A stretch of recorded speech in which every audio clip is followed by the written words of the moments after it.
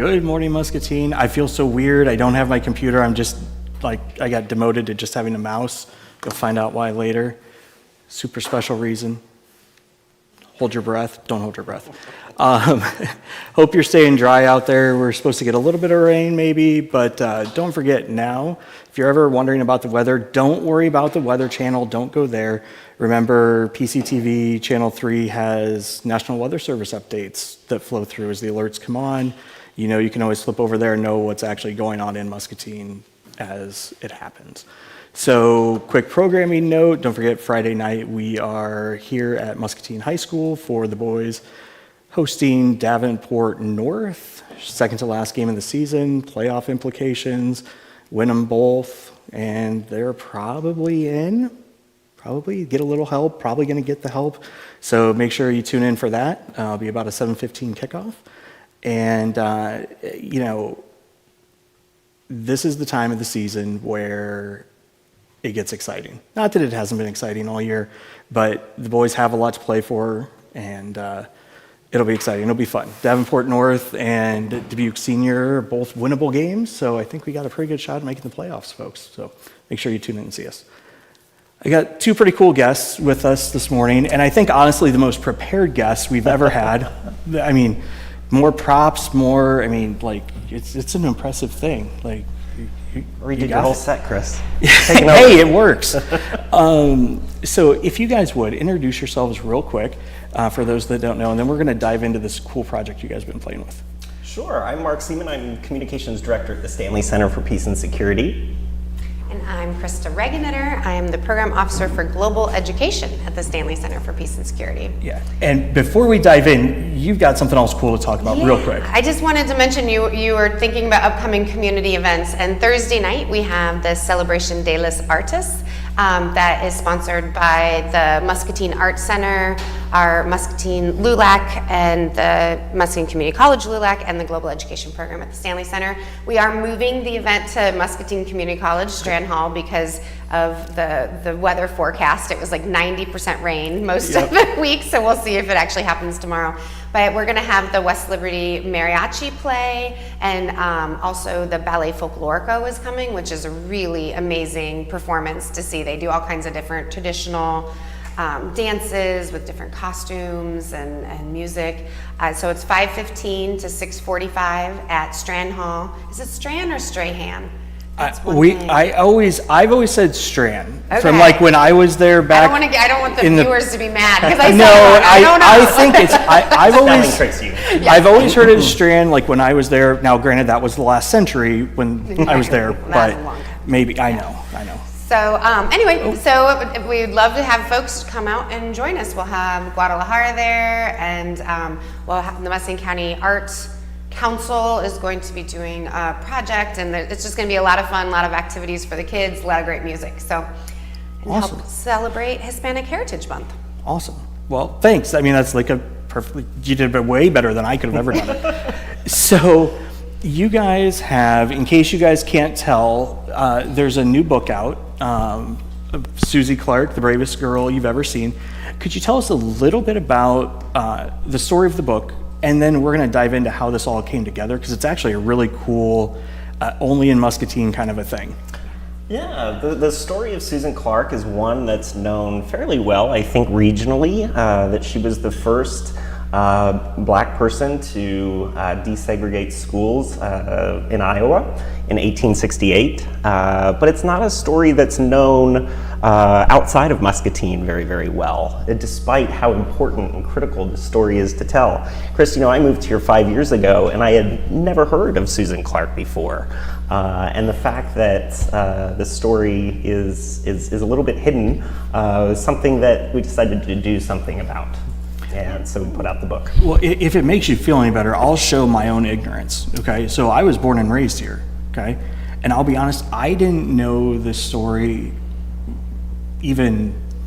I'll be honest, at all until probably 15 years ago, maybe. Yeah. And even then it was just like, I knew there was some big thing that happened.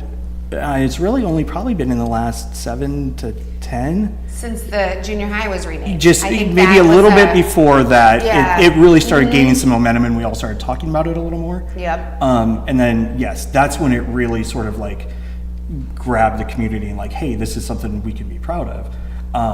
So don't feel bad. Like, Yeah. I mean, Yeah. And I would say even still most students that I talk to, like I'll say, hey, you're going to go to Susan Clark Junior High. Do you know why it's named that? And they're like, no.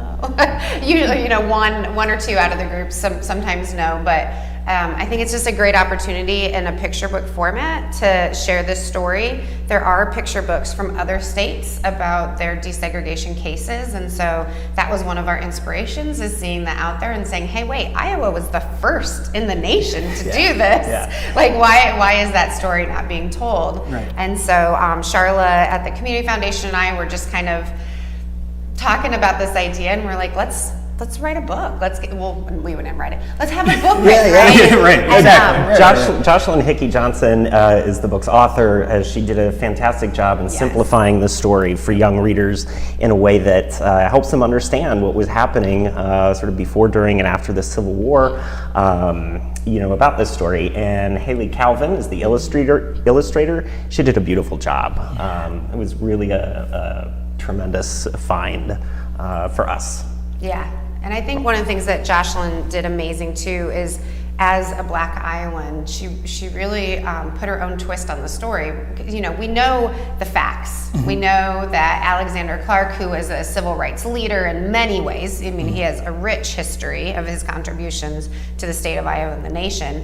But that we know about the case, we have the court documents, but we really don't have any, diaries. We don't have anything like that to really share like how Susan was feeling as a 13-year-old girl. And the first time they attempted to go to the all-white school at that time, they were turned away. But she was with her siblings then. And so after the court case was won, she went alone, and how that must have felt. And so I really think that Jocelyn's take on how that had to feel for this young girl makes the book even an extra layer of special. Well, and that's something we were talking about before the show, and I was making a really bad joke about the bravest girl you've ever seen. No, I've never actually seen her. Just thinking, obviously history, right? Not current. Again, really bad joke, admittedly.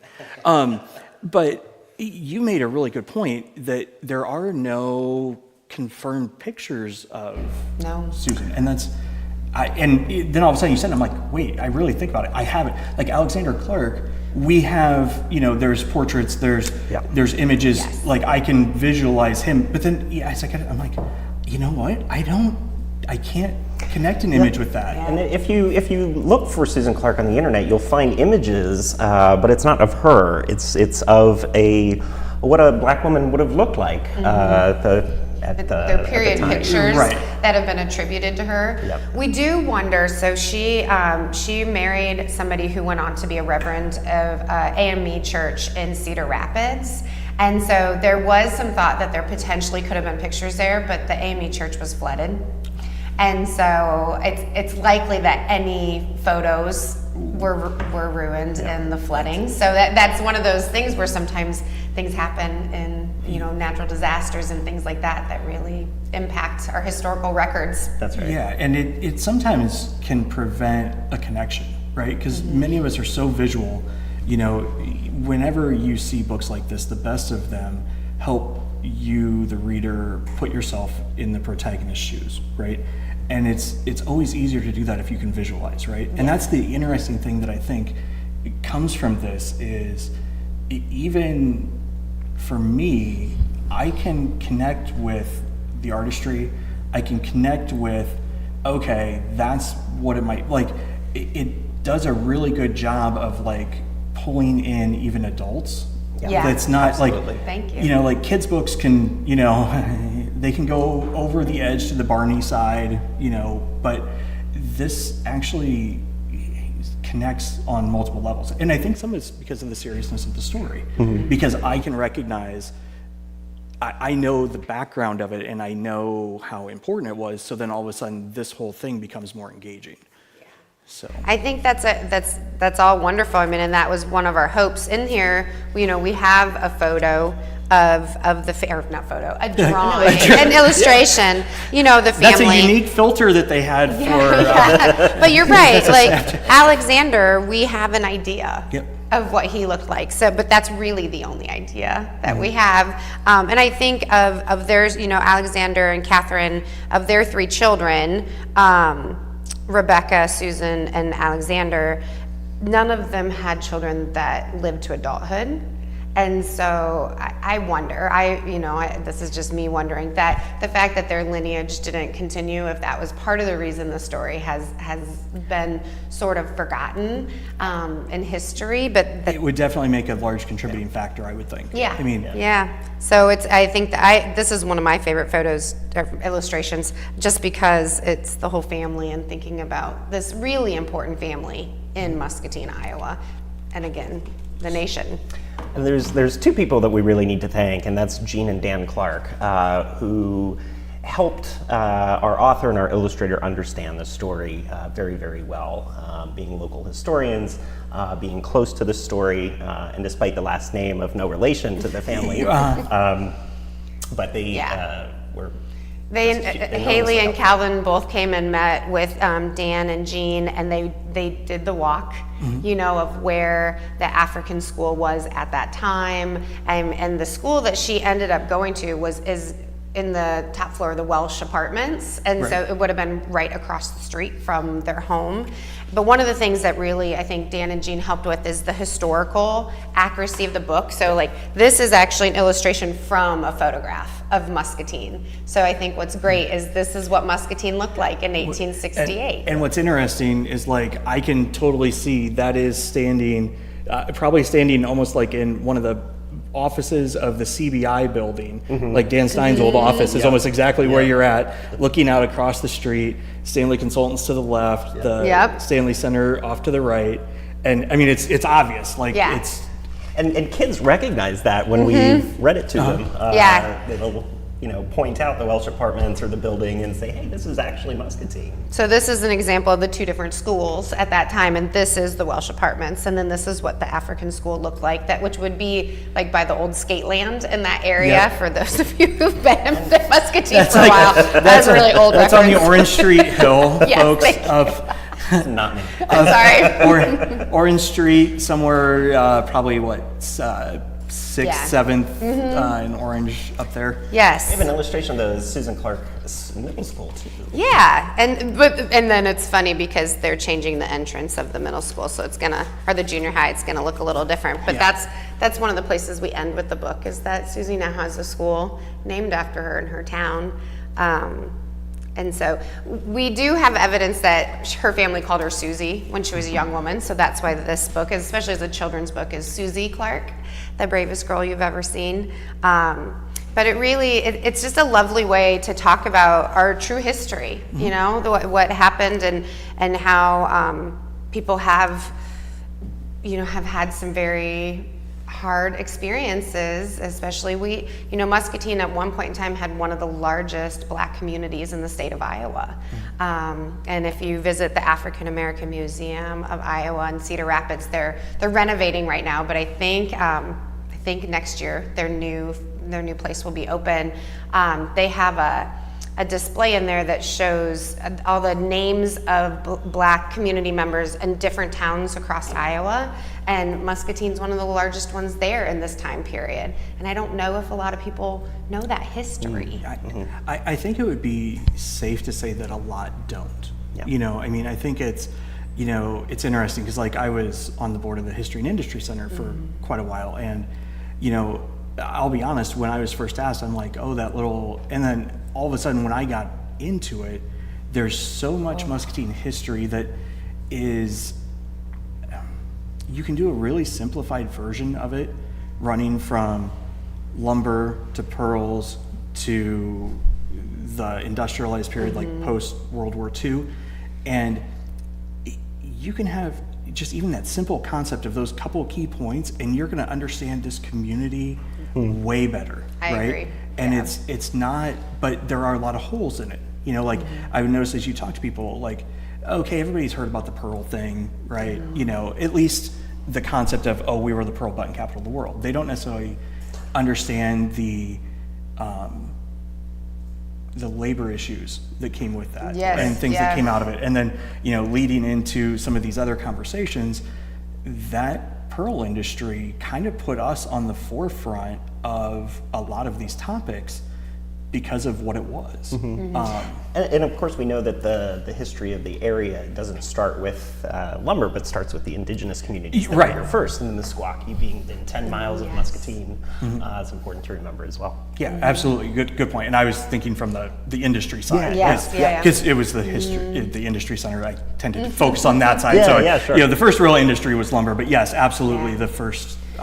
And I think honestly with our new building, in the Living Building Challenge, the place pedal is a part of that challenge of learning and digging into your community and the history. And so what is? What was it? the Living Building Challenge is Yes. what we're trying Right, to achieve yep. with our new building. And then there's said- pedals, there's 7 pedals. Oh, okay. I was Petals, thinking. yeah, I was sorry. thinking. I was thinking petals like a flower, and I'm like, I was lost. Yes, and each of those 7 petals it. have different requirements underneath them of what we're trying to achieve.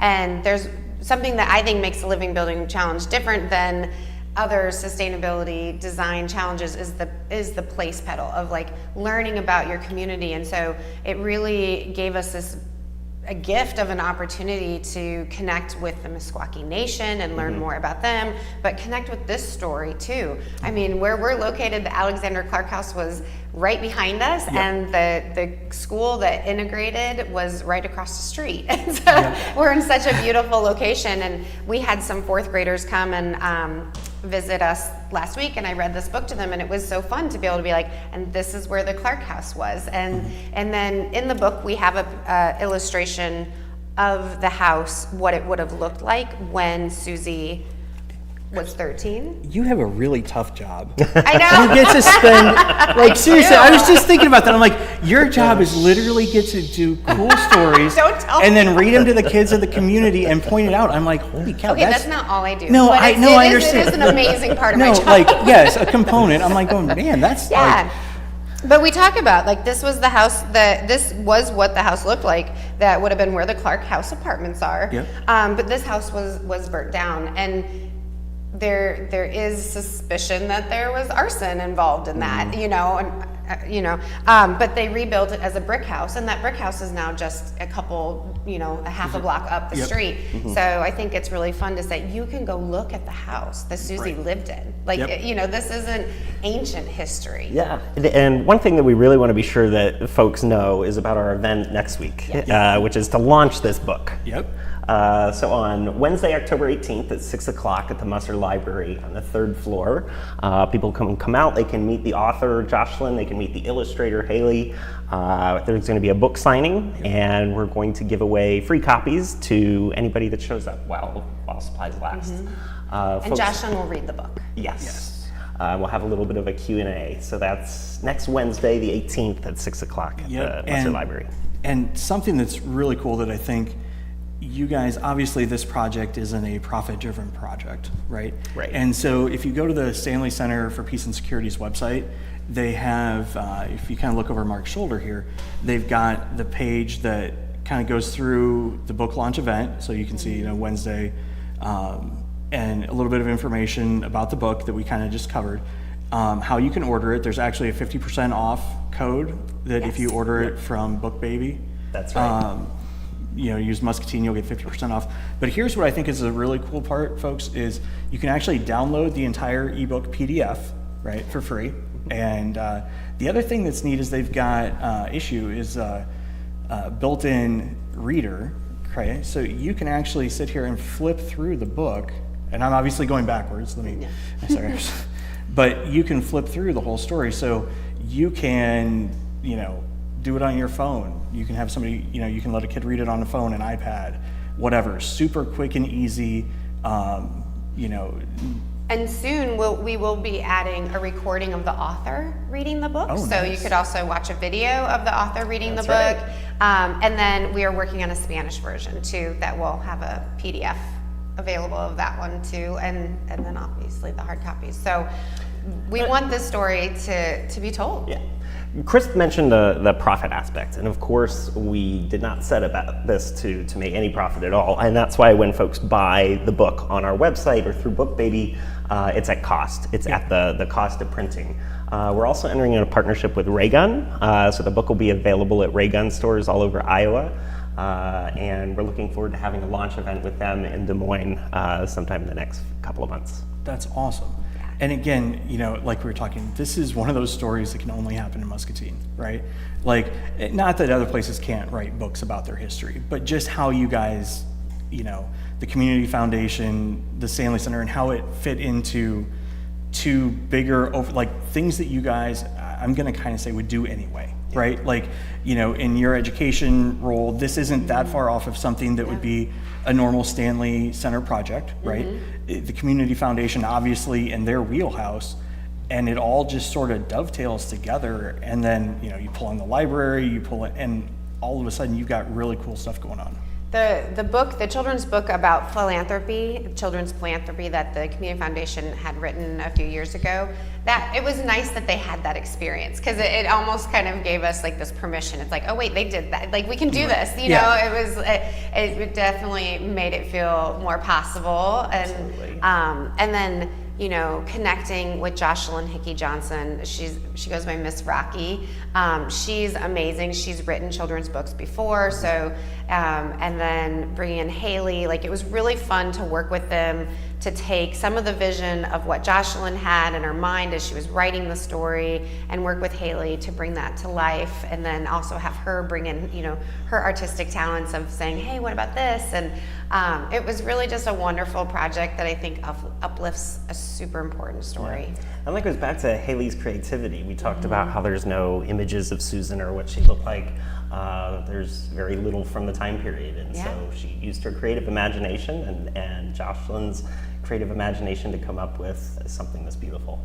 And which is also, and I just kind of scrolled through here on the back, there are actually little profiles on both the author and the illustrator available, so you can kind of get to know them a little bit before next Wednesday's event, so you can kind of have some context for how they ended up getting to the finished project. Yeah. So, Krista, can I borrow the real quick? So you'll see these, I'm going to guess, all over town, right? Oh yeah. I've seen one at the Y, and Chris, can you grab this for me real quick? There we go, got it. Obviously this is just the flyer, poster technically, I suppose. You can QR code it to get more information as well. So land here. Yep. So it's October 18th, so next Wednesday at 6 o'clock, about an hour and a half. So if you go to the public library, the old H&I building, the new library, go in, either go straight up the elevator. It's probably honestly the easiest. Right inside the main door, go up to third floor, and you're right there. If you want to tire out, then do the stairs. Yeah, well, fair point. And as I was thinking about that, I'm like, usually when we're going in up to third floor, we've got cases of gear to go with us, so we do take the elevator. Free autographed copies of the book will be available as well. So really want to drive that home for each family. Yep. So guys, thank you very much. Again, just final recap: October 18th, 6 to 7:30, Musser.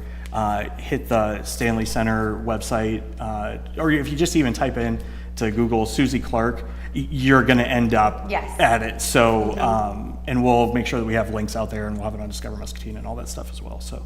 Awesome. Mark, thanks for having us. Krista, thanks for stopping in. Thanks, Appreciate Chris. it. Yeah. Always welcome. I'm thinking, 6 weeks, have another cool project like this?